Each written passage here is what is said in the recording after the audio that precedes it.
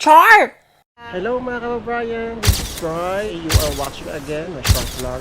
And for our today's short episode right now here sa my lovely na Fortress. Yes, ayan. So diba, right now here sa Dubrovnik Old Town. For your request, magkakaroon tayo ng short walking tour. Yes, and maimimi tayo mga kabayan for today. But separate vlog natin yun. So our topic for today, gusto ko lang muna kayo igala. Kamusta ang Dubrovnik Old Town this November?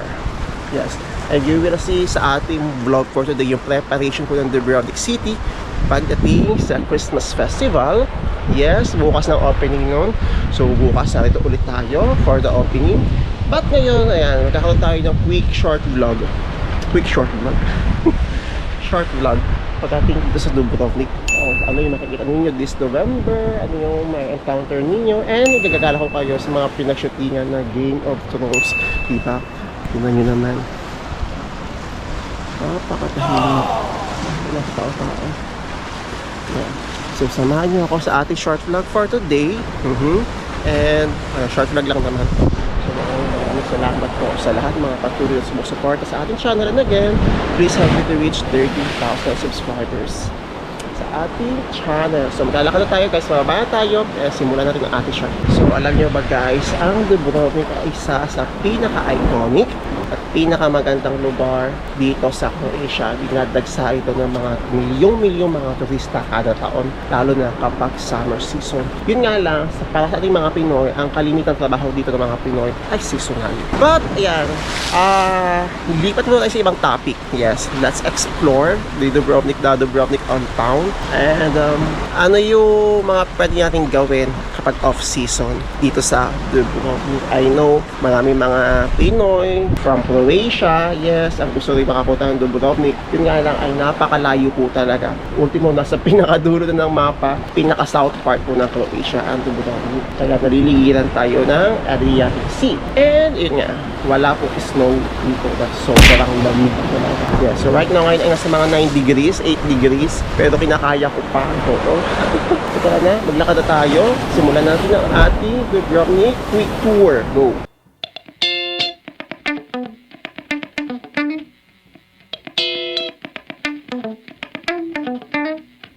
Okay guys, ayan, right now here, at papasok na tayo sa Pili Gate. So you can see sa ating likod. So ang Pili Gate guys, ang isa sa pinakalumang city gates na ginagamit pa rin po ng Dubrovnik hanggang ngayon. Tingnan nyo naman kung ano nila na preserve yung klaseng ganitong infrastructure pa tawag dito. Super amazing talaga. Siguro sa mag-aapat na taon na dito sa Croatia, kung ano yung pagdating ko dito, ganyan pa rin siya. Wala nagbago. Yes. And if you will remember, yung nag-unang hirit tayo, di ba? Sinutin natin yan. Nakakamiss. So right now, tara, pasok tayo sa loob. Tingnan natin kung ano yung itsura ng Dubrovnik Old Town, yung main street. Kasi hindi pa ako nakakabalik dito. Tara.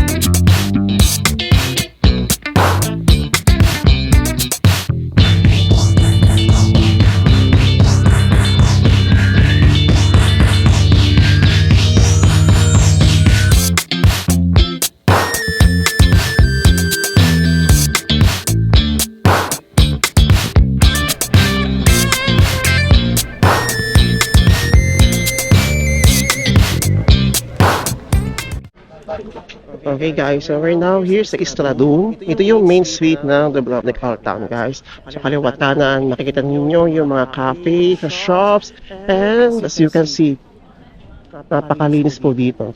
Yes, napakaganda. So later, I will show you some slides. Yeah, itong Istradum. Tatao pa rin siya.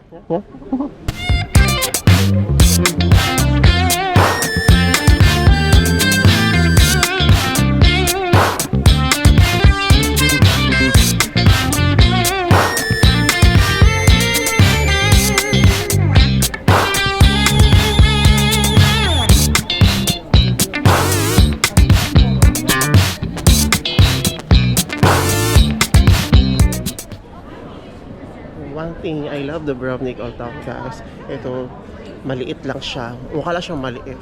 Pero sobrang lawak din ito. Tsaka kaliwat kanan, diba? Hindi kayo maubusan ng spot for your photo shoot. Yes. Ang nakakapanibago lang dito kasi every Advent, guys, may mga white houses tayo dito nakatayo. So, I think inilipat nila ng spot yun sa may Grush pa, malapit sa work ko. I don't know paano itong mga upuan na to, paano yung setup, paano yung mga kakahain. Malalaman natin yan bukas pag bumalik tayo dito. So yeah, napakita ko sa inyo yung mga bawat sulok na, believe me, yun nga lang talaga pag summer, sobrang crowded. Yes, ano nyo to?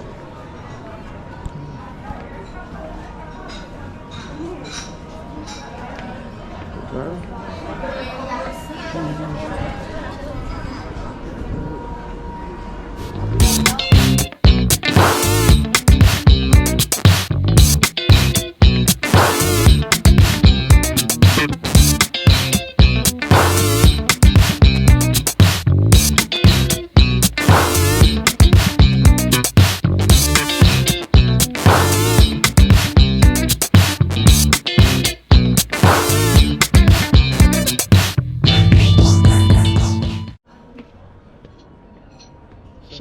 So meron tayong pupuntahan isa sa pinakasikat na puntahan dito sa loob ng Old Town.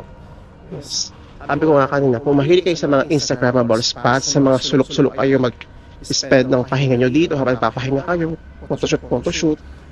Yeah. Sulitin ninyo yung main street sa early morning. Tapos kapag-take kayo dito sa mga sulok-sulok, may enjoy nyo talaga.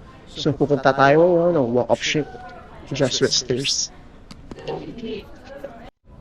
Yeah, guys, kung fan kayo ng Game of Thrones, kung alam niyo yung, actually, ilang beses ko ito nabanggit, yung series ng Liz Can Before na Make It With You, ayan, may ilang scene din sa Star Wars na dito sinunod sa loob ng Dubrovnik Old Town. Pero kung kayo ay fan ng Game of Thrones, alam niyo yung tinatawag na Walk of Shame. Yes, wow, ang ganda. We're now here, guys, sa iconic and famous Jesuit Stairs, or yung tinatawag nilang Walk of Shame.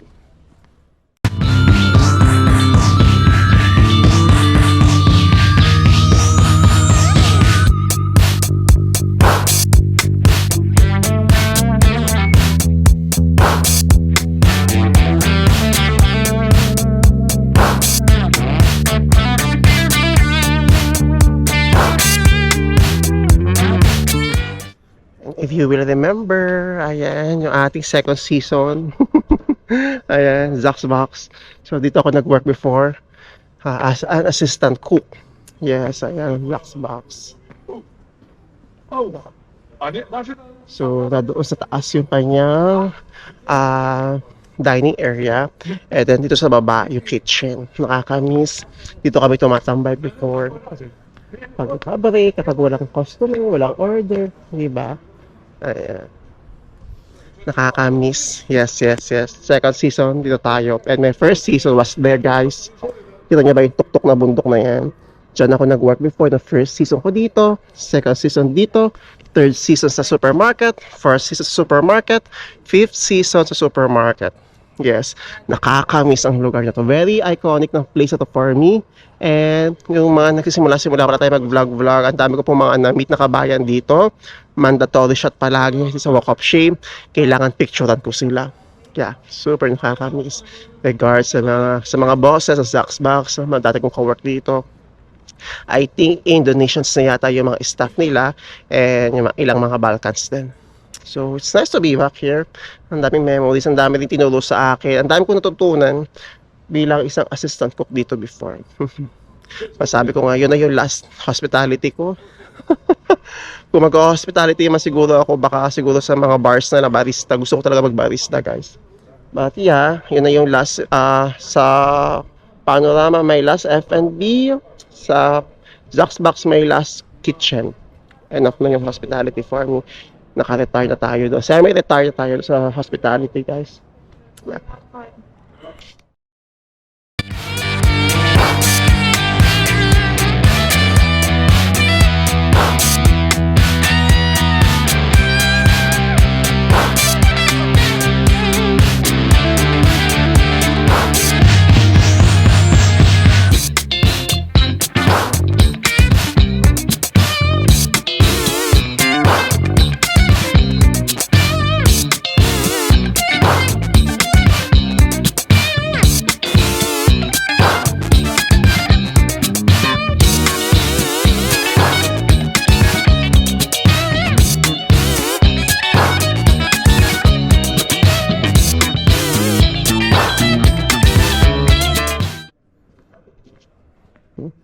So, I think nakakita na ako ng spot.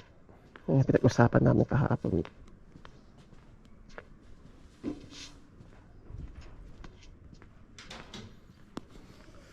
So, sana na-enjoy nyo yung drone shots natin. Yes. Siguro dito na lang kami mag-i-interview. Wala namang tao dito. Kaya dito sa part na to, guys, para kitang-kita yung Dubrovnik Cathedral. Actually, ginagawa siya. Yun lang. Hindi maganda yung background natin dahil nire-renovate ang Dubrovnik Cathedral. So, dito sana naiisip ko since walang medyong tao dito. And, sige, tara pumunta ng port, guys. Ipakita ko sa inyo yung isa pang port dito sa loob ng Old Town. Nakaka-miss yung mga dati kong ginagawa dito. Kasi dito, guys, ang schedule ko before, nagkukuk pa ako dito, laging broken. So, every time na uuwi ako ng hapon or hapon before ako bumalik, kumukuha muna ako ng mga pictures. Yes, nakaka-miss. So, ito po yung isa pang port dito sa loob ng Old Town. Dito sumasakay yung mga turista papunta ng Lokrum Island. Yes, ang daming mga bangka-bangka dito pag summer. Tapos pwede kayo lumakad-lakad dyan. I think nasa 30 to 40 euros yung ticket kung kayo po ay aakyat ng Great Walls. Mas mahal siya during summer, guys. Yeah. February, libre to. Kasi festival din dito. Yun lang nga. Yan, ay basura. Kasi ano to, inabalita to eh.